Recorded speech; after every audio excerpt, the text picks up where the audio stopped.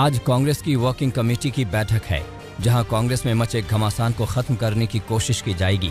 ये बैठक आज सुबह 10 बजे शुरू होगी, जिसमें आने वाले चुनाव को लेकर भी चर्चा हो सकती है। पार्टी के कई वरिष्ठ नेता आलाकमान पर निशाना साध रहे हैं। G23 की मांग के बाद ये बैठक बुलाई गई है।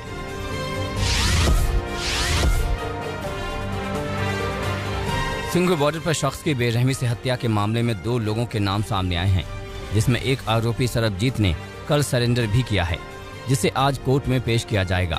सिंघू बॉर्डर पर हुई शख्स की हत्या की जिम्मेदारी निर्वेर खालसा उड़न दल ने ली है। बलविंदर सिंह ने वीडियो में दावा किया है कि शख्स को बेअदबी की वजह से मारा गया। शख्स के हाथ पैर काटे गए थे, जिसका शव पुलिस बैरिकेडिंग में टांग दिया गया था। पोस्टमार्टम रिपोर्ट में हत्या की वजह खून का बहना आया है। शख्स की पहचान पंजाब के लखबीर के तौर पर हुई थी, जो पंजाब के तरनतारन का रहने वाला है। सिंघू बॉर्डर पर हत्या के बाद सियासी घमासान तेज हो गया है। किसान नेताओं ने घटना की निंदा की है, तो वहीं किसान संगठनों ने मामले से पल्ला झाड़ लिया है। राकेश टिकैत ने मामले में जांच की बात कही है। घटना को लेकर हरियाणा के मुख्यमंत्री मनोहर लाल खट्टर ने अहम बैठक बुलाई। इसमें गृह मंत्री के अलावा हरियाणा के डीजीपी, गृह सचिव और अन्य अधिकारी शामिल हुए। लखीमपुर हिंसा में सरेंडर कर चुके अंकित दास के फ्लैट से पुलिस ने गन और पिस्टल बरामद की है। पुलिस अब इस पिस्टल को लेकर भी अंकित से पूछताछ करने जा रही है। अंकित पर आरोप है कि हिंसा वाले दिन वे अपनी फॉर्च्यूनर गाड़ी में मौजूद थे। ये गाड़ी आशीष की गाड़ी के पीछे ही चल रही थी। आशीष और अंकित दोनों पुलिस की गिरफ्त में हैं। उनसे लगातार पूछताछ की जा रही है। केंद्रीय गृह मंत्री अमित शाह शुक्रवार को पोर्ट ब्लेयर पहुंचे, जहां शाह ने पोर्ट ब्लेयर की सेलुलर जेल में स्वतंत्रता सेनानियों को श्रद्धांजलि दी। अमित शाह जेल के उस सेल में भी गए, जहां पर उस विनायक दामोदर सावरकर को कैद किया गया था। सेल के अंदर पहुंचकर उन्होंने सावरकर को श्रद्धांजलि दी।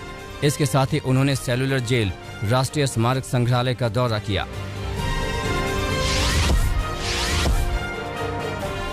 दशहरा रैली में उद्धव ठाकरे ने मोदी सरकार और आरएसएस पर जमकर हमला किया। उद्धव ने बीजेपी पर हमला करते हुए कहा कि नए हिंदुओं से हिंदुत्व खतरे में है। उद्धव ने बीजेपी पर वादा खिलाफी का आरोप लगाया। वहीं इशारों में पीएम मोदी पर तंज मारा। कहा, मैं झोला उठाकर जाने वालों में नहीं हूं। आर्यन खान की गिरफ्तारी को भी उद्धव ने सियासी बताया।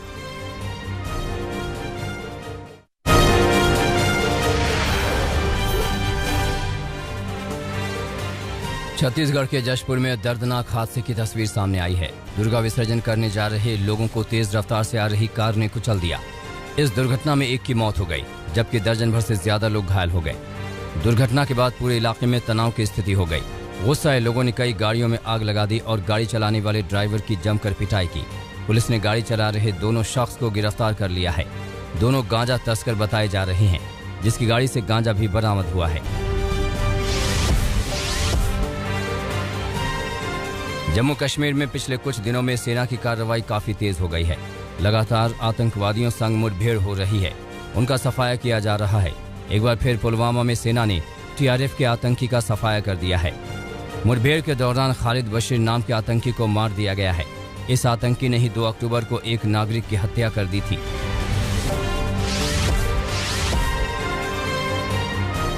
प्रवर्तन निदेशालय ने बॉलीवुड एक्ट्रेस जैकलिन फर्नांडिस को मनी लॉन्ड्रिंग मामले में तीसरी बार समन भेजा है। एजेंसी ने उन्हें शनिवार को दोपहर 11 बजे दिल्ली के ऑफिस में बुलाया है। जैकलिन पूछताछ के लिए दूसरी बार एजेंसी के सामने पेश नहीं हुई।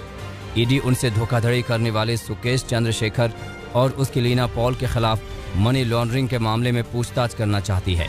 वहीं ईडी पूछताछ के बीच एक्ट्रेस नोरा फतेही के प्रवक्ता ने कहा कि एक्ट्रेस का मनी लॉन्ड्रिंग मामले से कोई लेना देना नहीं है। उनकी नज़रों में नोरा भी एक पीड़ित हैं और अब ईडी का पूरा सहयोग कर रही हैं। उन्हें सिर्फ केस में मदद करने के लिए बुलाया गया है।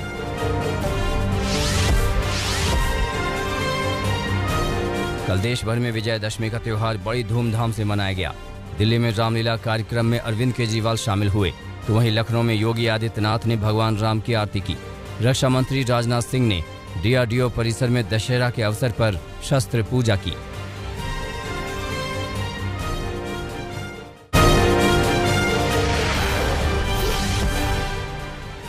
महेंद्र सिंह धोनी की अगुवाई में चेन्नई सुपर किंग्स एक बार फिर आईपीएल का खिताब जीत गई है।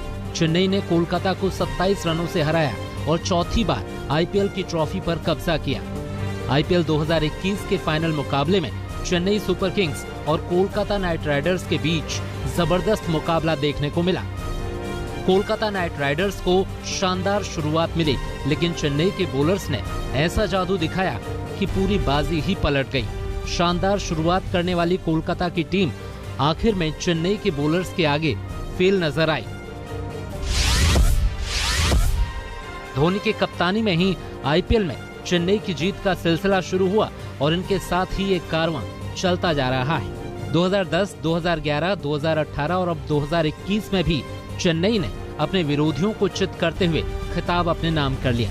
चेन्नई की इस जीत पर क्रिकेट जगत से धोनी और फाफ डुप्लेसी की लोग जमकर तारीफ कर रहे हैं। डुप्लेसी ने मैच विनिंग 86 रन की पारी खेली। चेन्नई की जीत के साथ ही सोशल मीडिया पर बधाई का सिलसिला शुरू हो गया। चेन्नई सुपर किंग्स की ओर से ऋतुराज गायकवाड़ और फाफ डुप्लेसी ने आतिशी शुरुआत की। 8 ओवरों में ही इस जोड़ी ने बोर्ड पर 61 रन टांग दिए। अफसोस कि ऑरेंज कैप जीतने वाले ऋतुराज की ये पारी इस बार 50 की दहलीज नहीं लांघ सकी।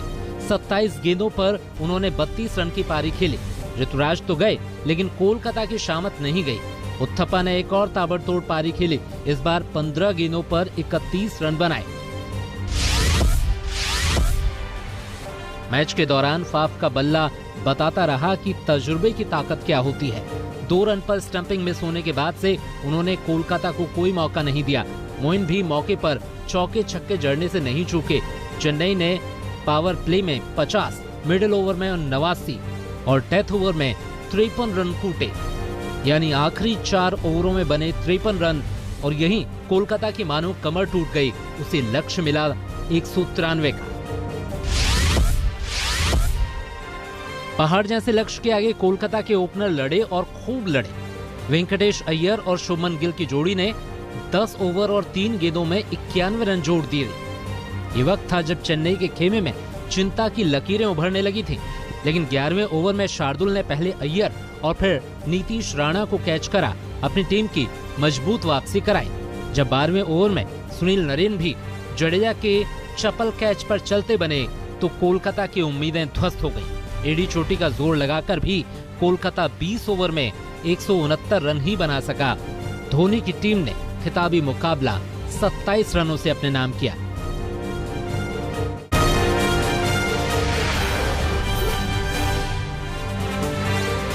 अफगानिस्तान में एक बार फिर जुमे की नमाज के बाद शिया मस्जिद में बम विस्फोट हुआ। हमले में 32 से ज्यादा लोग मारे गए। बड़ी संख्या में लोग घायल हुए। हमले की किसी आतंकी गुट ने जिम्मेदारी नहीं ली है। पिछले हफ्ते कुंदूज में जुमे के दिन शिया मस्जिद पर हुए आत्मघाती हमले में 46 लोग मारे गए थे। चीन और रूस की नौसेनाओं ने रूस के ग्रेट गल्फ में संयुक्त युद्धाभ्यास किया। रविवार तक चलने वाले इस युद्धाभ्यास को दोनों देशों के बीच बढ़ते राजनीतिक और सैन्य सहयोग का संकेत माना जा रहा है। हाल ही में पुतिन ने भी साफ किया है कि अमेरिका का मुकाबला करने के लिए चीन और रूस एकजुट हैं। ब्रिटेन के परिवहन मंत्री ग्रांट शैप्स ने सप्लाई चेन की वजह से हुए तेल संकट से किनारा किया। कहा, कोरोना महामारी के दौर में ब्रिटेन ही नहीं पूरी दुनिया में सप्लाई चेन की समस्या बढ़ी है। ब्रिटेन में ट्रक ड्राइवरों की कमी से तेल सप्लाई बुरी तरह प्रभावित हुई। ताइवान में भीषण आग हादसे का शिकार हुई बिल्डिंग के सामने पादरी ने प्रार्थना किया। काओशियोंग इलाके में आवासीय बिल्डिंग में आग लगने की वजह से जांच के लिए स्वतंत्र आयोग का गठन हुआ। बिल्डिंग में आग लगने से 46 लोगों की जान चली गई। अफ्रीकी देश केन्या में सूखे की वजह से भूखमरी के नाजुक हालात हैं। लाखों लोग भूखमरी के शिकार हुए हैं। लोगों के पालतू जानवर और मवेशी भी भूख की वजह से जान गंवा रहे हैं।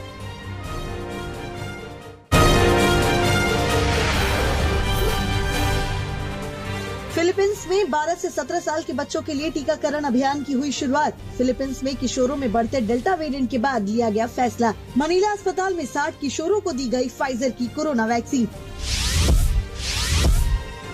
ऑस्ट्रेलिया के प्रधानमंत्री स्कॉट मॉरिसन ने न्यू साउथ वेल्स राज्य में वैक्सीन ले चुके लोगों को क्वारंटीन न रहने का दिया आदेश। वैक्सीन की दोनों डोज ले चुके पर्यटकों को भी होटल क्वारंटीन से मिली राहत। फ्रांस के राष्ट्रपति इमैनुअल मैक्रों ने राजधानी पेरिस में आयोजित चैरिटी सॉकर मैच में हिस्सा लिया। फ्रांस हॉस्पिटल फाउंडेशन के लिए पैसा इकट्ठा करने के लिए हुआ था चैरिटी सॉकर मैच का आयोजन। खेल में मैक्रो को मिडफील्डर की जिम्मेदारी के साथ ही दी गई 3 नंबर की जर्सी। जलवायु प्रभावों से निपटने के लिए हर साल होने वाले अंतर्राष्ट्रीय बैठक से पहले ब्रिटेन की महारानी एलिजाबेथ ने जलवायु परिवर्तन को लेकर दुनिया की गंभीरता पर सवाल उठाए। वेल्स पार्लियामेंट में अपनी बहू कैमिला से बात करती महारानी का ऑडियो सामने आया। महारानी ने ग्लासगो में होने वाले सम्मेलन पर कम जानकारी होने की भी बात कही। मोटर रेस चैंपियनशिप फार्मूला 1 का शेड्यूल कैलेंडर जारी हुआ। कैलेंडर से लगातार तीसरी बार चाइनीज ग्रांड प्री को बाहर रखा गया। फार्मूला 1 ने चाइनीज ग्रांड प्री को बाहर करने के पीछे यातायात पाबंदियों को बताया कारण।